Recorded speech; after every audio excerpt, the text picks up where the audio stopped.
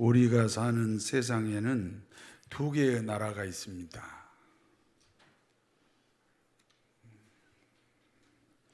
첫 번째는 사단의 나라입니다.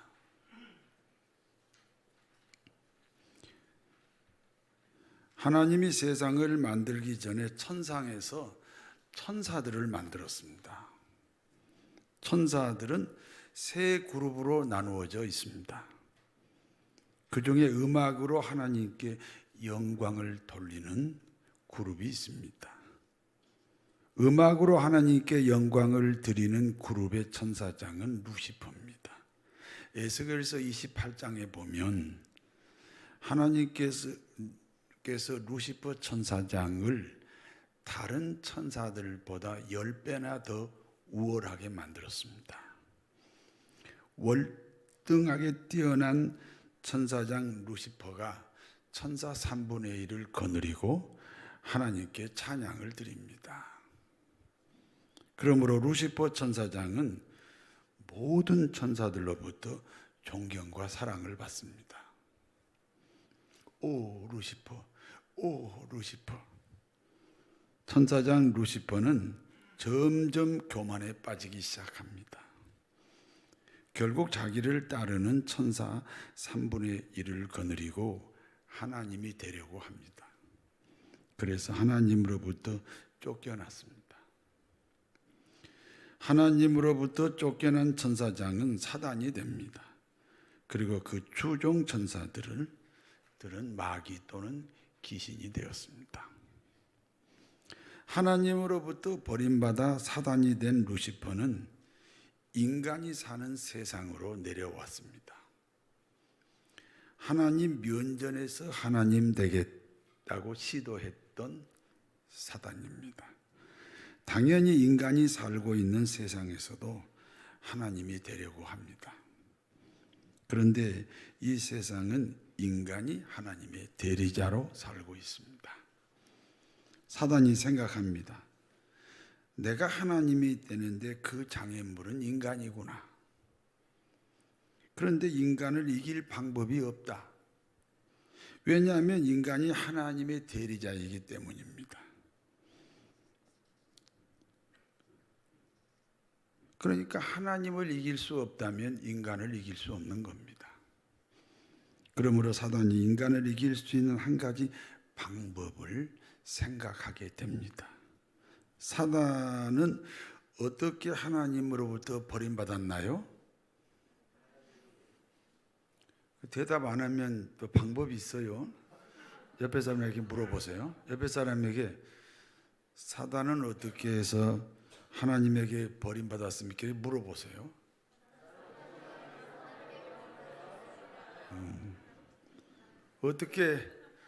사단이 어떻게 해서 원래 천사인데 어떻게 하나님에게 버림받아서 사단이 됐지요? 하나님이 데려다가 버림받았습니다. 그러니까 인간도 하나님이 되겠다고 도전하게 하면 사단처럼 버림을 받게 된다. 그렇게 사단이 생각을 하게 됩니다. 인간은 하나님의 대리자입니다. 그러므로 세상은 하나님이 만드셨지만 하나님이 만든 세상은 인간이 다스립니다. 무슨 뜻입니까? 이 세상은 창조주 하나님이 다스리지 않고 그 창조주의 대리자인 인간이 다스린다는 거예요. 하나님은 여러분을 통해서 세상을 다스려요. 그러니까 예수 믿는 사람은 다 사명자입니다. 하나님의 다스림에 동참하는 사명자예요. 가정도, 직장 일터도, 특히 교회 부흥도 하나님이 하시지요. 그러나 여러분을 통해서 하신다는 거죠. 그러므로 하나님의 대리자인 인간에게는 하나님이 아니라는 고백이 필요합니다. 그렇기 때문에 인간은 하나님이 아니라는 고백으로 한 가지 할 수 없는 일이 있어야 합니다. 그것이 선악과입니다. 창세기 2장 16절에서 17절을 같이 읽습니다. 여호와 하나님이 그 사람에게 명하여 이르시되 동산 각종 나무의 열매는 내가 임의로 먹되 선악을 알게 하는 나무의 열매는 먹지 마라. 내가 먹는 날에는 반드시 죽으리라 하시니라. 인간이 할 수 있는 모든 일들을 각종 열매로 비유했습니다. 하나님의 말씀입니다. 너는 이 세상의 모든 일을 네 마음대로 할 수 있다. 그러나 한 가지 열매, 한 가지 열매인 선악과는 먹지 마라. 그것마저 해버리면 하나님하고 똑같으니까. 그러면 하나님으로부터 쫓겨난다. 그게 죽음이에요. 그게 영원하신 분으로부터 쫓겨났으니까 영원하지 않잖아요. 이유가 뭡니까? 선악과마저 먹어버리면 피조물인 인간과 창조주 하나님이 동등해지기 때문입니다. 그러므로 사단은 뱀의 몸을 빌려서 인간을 유혹합니다. 창세기 3장 5절에 너희가 저 선악과를 먹은 날에는 너희 눈이 밝아 너희도 하나님이 된다.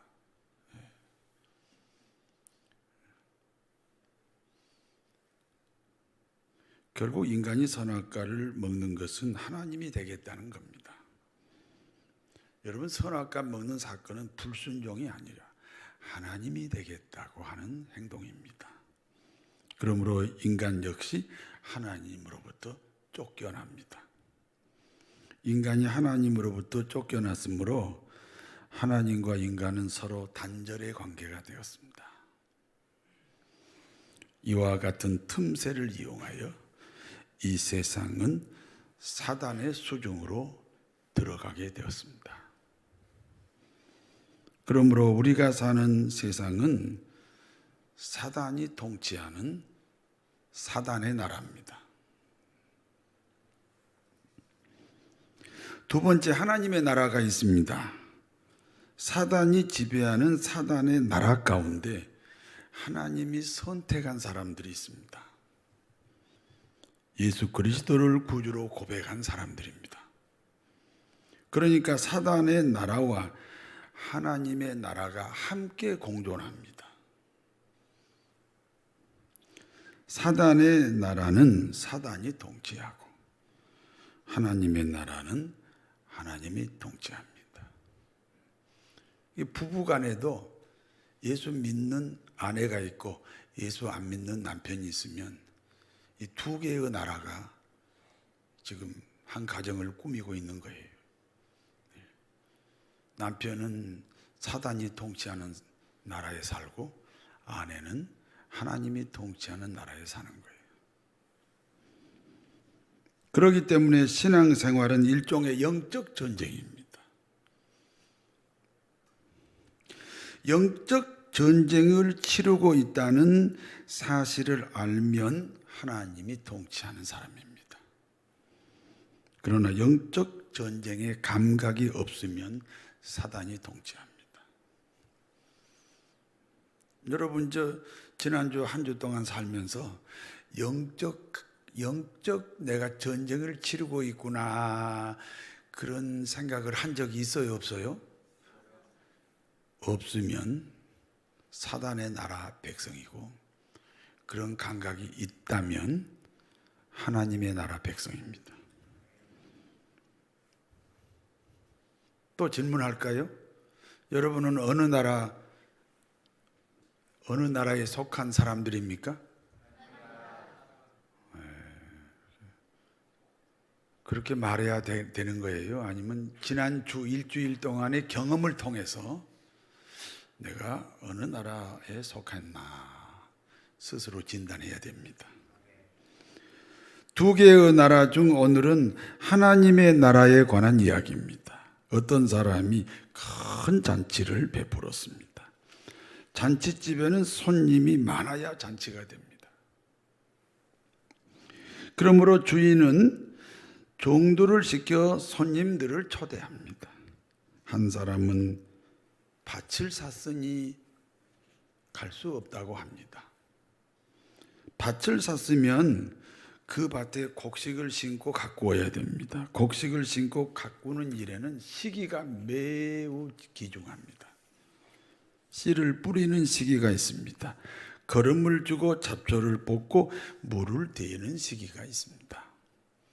시기를 놓치면 생산량이 줄어듭니다.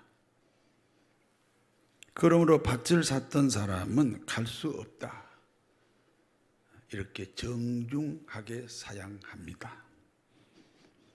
다른 사람은 소 5겨리를 샀으므로 갈 수 없다고 합니다.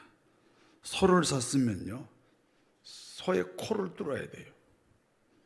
때를 놓치면 코가 뚫리지 않습니다. 그리고 어떤 소든지 소는 코를 뚫지 않으면 주인의 말을 듣지 않습니다. 코만 뚫어서 되는 일이 아닙니다. 훈련을 시켜야 됩니다. 짐을 실어 나르는 일, 논밭을 일구는 일, 이와 같은 일을 하려면 멍에를 매는 훈련을 해야 됩니다. 문제는 훈련 시기입니다. 시기를 놓치면 마찬가지로 주인의 말을 듣지 않습니다. 그러므로 부득불 잔치에 참여할 수 없다는 것입니다. 또 다른 사람이 있습니다. 장가간 사람입니다. 이스라엘 법에는 장가를 가면 어떤 혜택이 있는지 아십니까? 전쟁 중이라도, 그래서 나라가 이급한 상황이라도 군대 가지 않아도 됩니다. 1년 동안 누릴 수 있는 특혜입니다. 그러므로 매우 정당한 거절입니다. 종이 돌아와 주인에게 이와 같은 사실을 보고합니다. 누가복음 14장 21절에서 22절을 같이 읽습니다.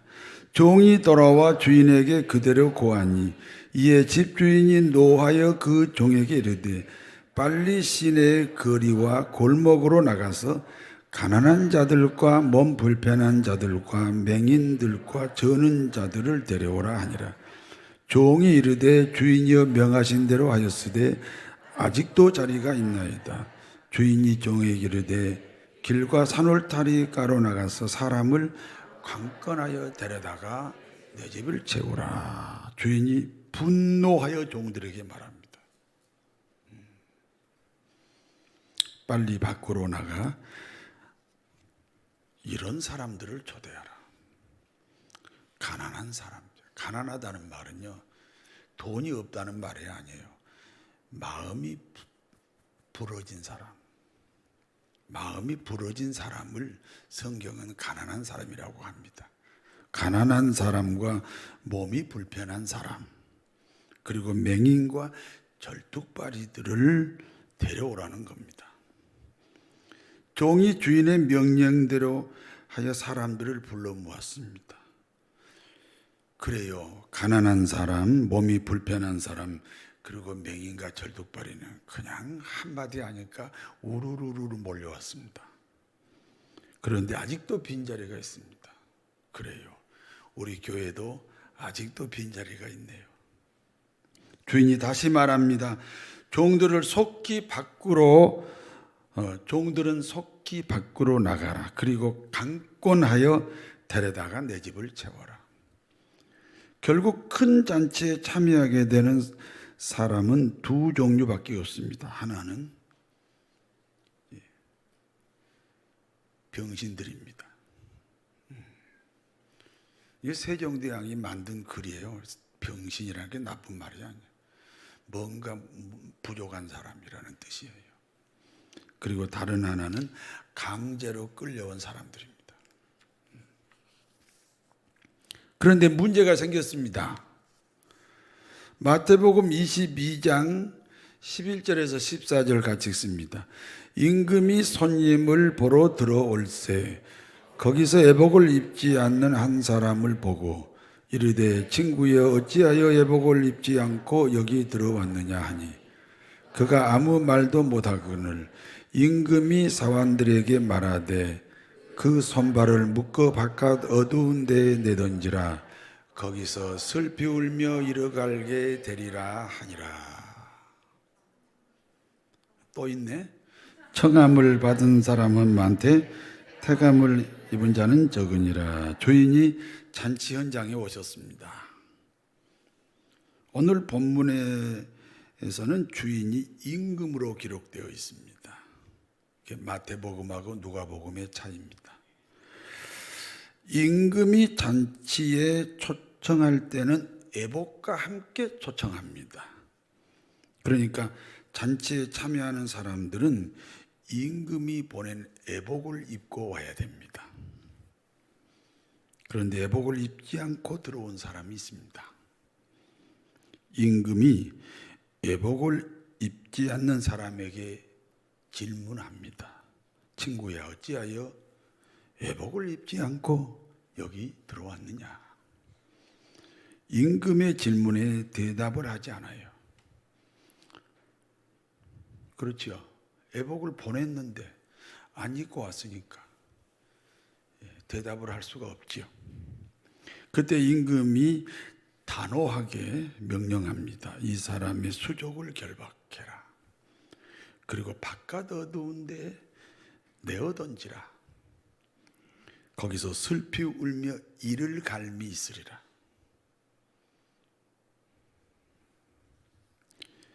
청함을 받은 사람은 많되 택함을 받은 사람은 적다. 이렇게 한탄하셨습니다. 여기까지가 본문의 내용입니다. 이제 본문이 주는 교훈을 말씀드립니다.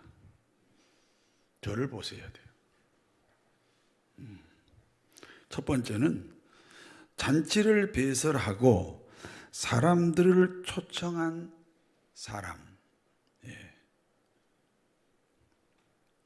임금이라고도 기록되어 있고 주인이라고 기록되어 있는 이 사람이 누구인지 이 사람의 신분을 아는 것이 매우 귀중합니다. 도대체 누구입니까? 부자이고요. 그리고 한 나라를 다스리는 그 임금으로 기록된 이 사람은 천지를 창조하신 하나님입니다. 부자와 임금인 하나님께서 아들 혼인잔치에 사람들을 초청했습니다.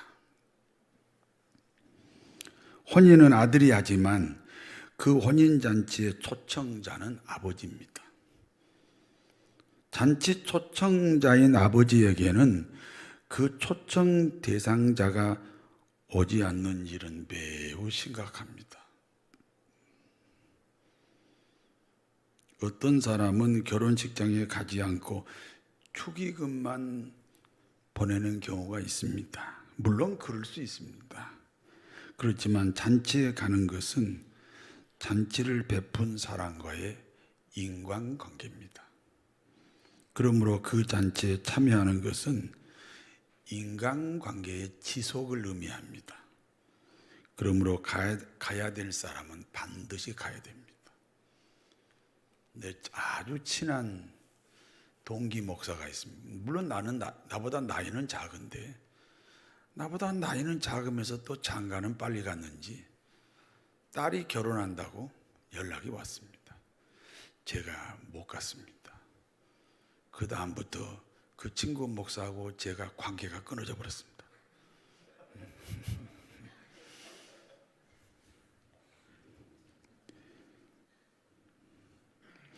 임금 입장에서는 혼인잔치의 초청자는 사실 정해져 있었습니다.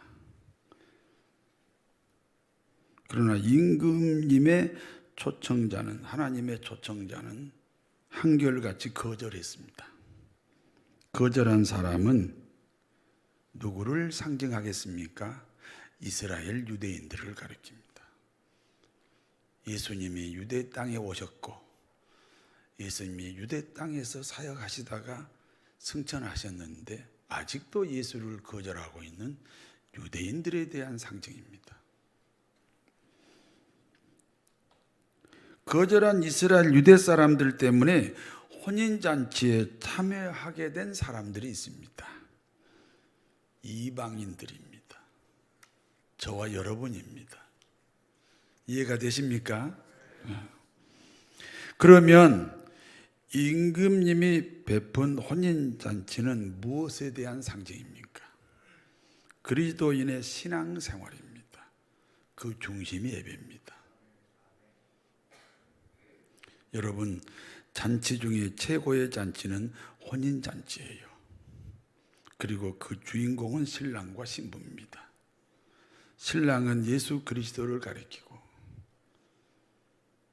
신부는 예수님을 구주로 고백한 모든 사람들을 적지 마세요. 설교는 적지 마세요. 우리가 지금 학교 공부하는 거 아니니까. 적으면 더 많이 상실이 됩니다. 그냥 잘 들으시면 됩니다. 듣고 나가면서 잊어버려도 돼요. 그냥 들으시면 돼요. 또 들어야 되니까.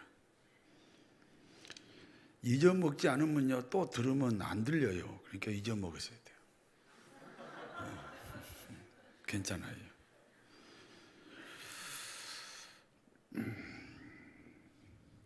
여러분, 잔치 중에 최고의 잔치는 혼인잔치입니다. 그리고 그 주인공은 신랑 신부입니다. 신랑은 예수 그리스도를 가리킵니다. 신부는 예수님을 구주로 고백한 모든 사람들입니다. 그와 같은 사실을 무엇으로 증명합니까? 내가 예수 믿는다는 사실을 무엇으로 증명합니까? 예배입니다. 주일 낮 예배, 주일 오후 예배, 수요 예배, 심야 예배, 새벽 예배, 셀 예배, 가정 예배. 좀 죄송한 말씀이지만 주일 낮 예배만 딱 드리고 간다고 해서 잘못되지는 않았습니다. 그러나 혹시 종교인이 아닌가? 오랜 습관이 아닌가? 스스로를 진단해 봐야 돼요.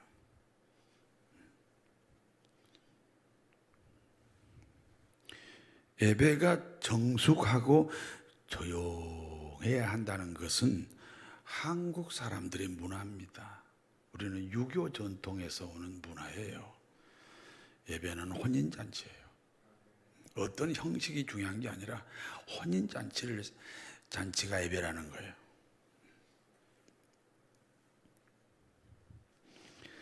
두 번째, 그러면 혼인잔치에 참여한 사람들이 어떤 사람인지 알아야 됩니다.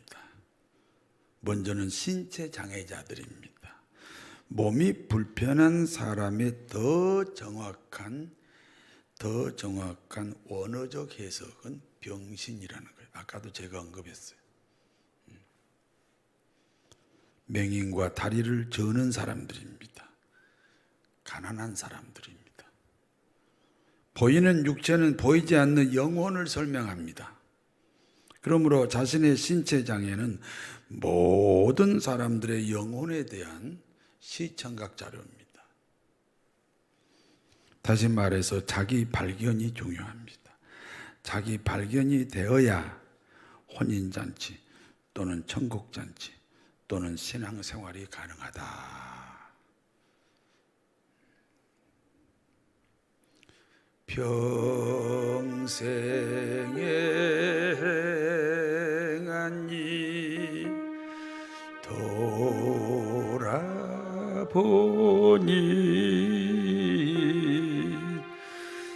못다한 일 많아 부끄럽네.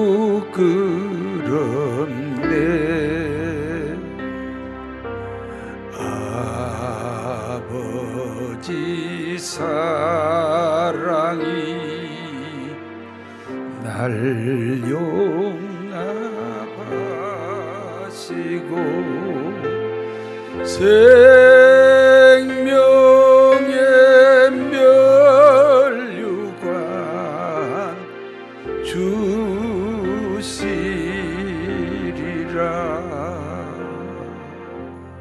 자막을 띄워놓으세요.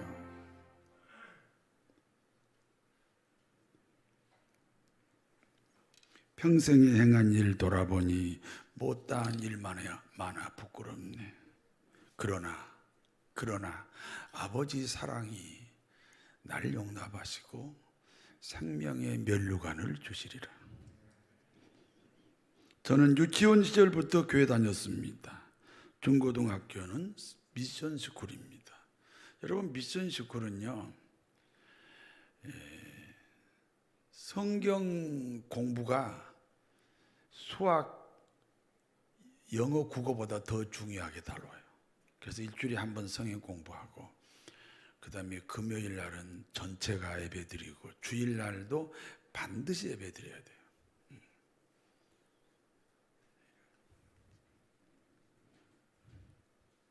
그런데 저는 구원의 확신이 없었습니다. 그러면 언제 구원의 확신이 생겼는지 아십니까? 내가 죄인이라는 사실을 깨달았을 때입니다. 내가 병신이다. 내가 맹인이다.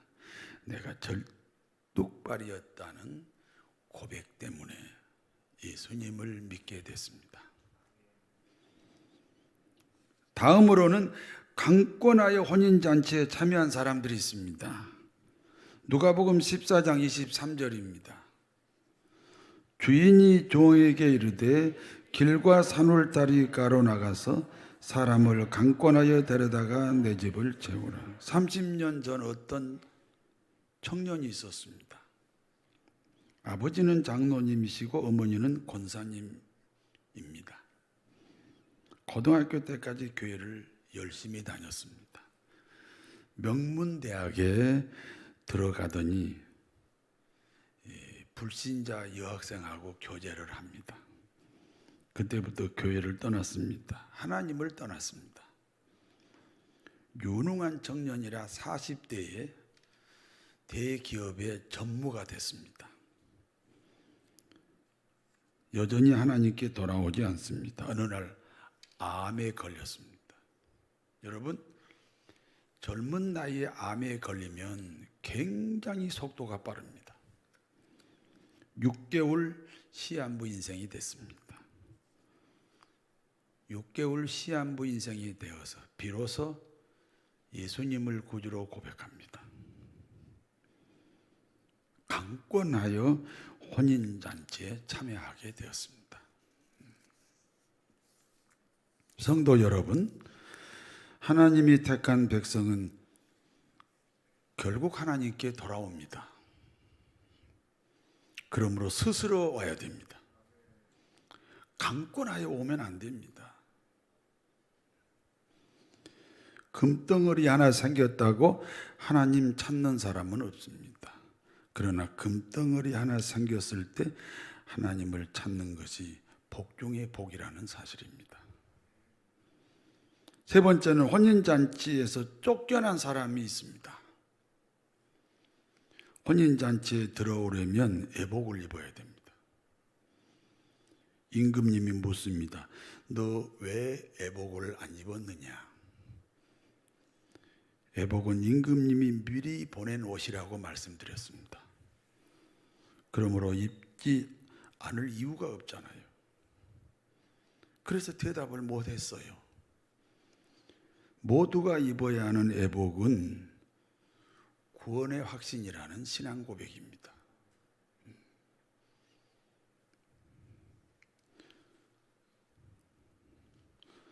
교회라는 혼인잔치에 올 때 누구나 구원의 확신이라는 신앙 고백을 하고 들어옵니다.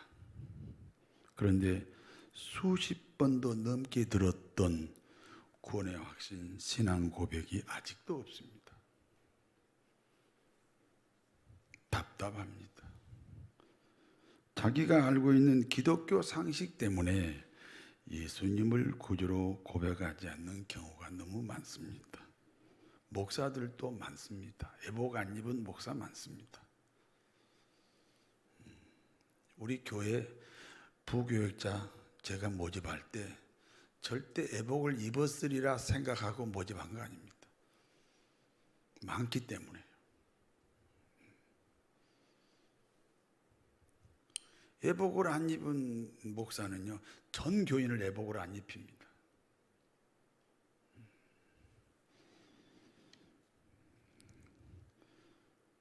애복을 입지 않는 사람은 어떻게 되었습니까? 하나님이신 예수님이 말씀합니다. 그 수족을 결박하여 바깥 어두운 데에 내어 쫓으라. 거기서 슬피 울며 이를 갈게 되리라. 바깥 어두운 데는 지옥입니다. 교회 안에 불신자를 가리킵니다. 사랑하는 교우 여러분, 구원의 확신, 신앙 고백이 분명해야 됩니다. 그러므로 우리 모두는 하나님이 보내주신 애복을 입어야 됩니다. 신앙생활은 혼인잔치입니다. 그리고 그 중심이 예배입니다. 예배는 혼인잔치라는 사실을 기억해야 됩니다. 어떻게 예배를 드려야 된다, 이런 거 자꾸 따지고 주장하는 것이, 그것이 종교생활이에요. 혼인잔치가 되면 돼요. 형식이 중요하지 않아요.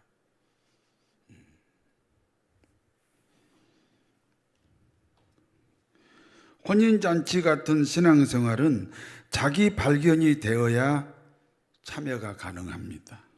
자신의 허물을 발견하는 것은 귀중한 하나님의 은혜입니다. 그와 같은 자신의 허물이 예수 그리스도를 만나는 이정표가 되기 때문입니다.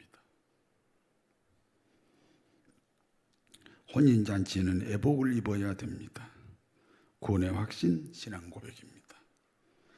혼인잔치 같은 예배, 그리고 자기 발견을 통해서 애복을 입는 복되고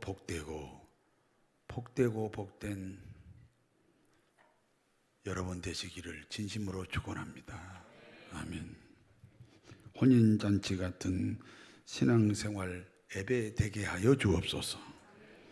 자기 발견을 통해 애복을 입게 하여 주옵소서. 그리하여 하늘의 복 땅의 복으로 풍성하게 하옵소서. 예수님의 이름으로 기도하옵나이다.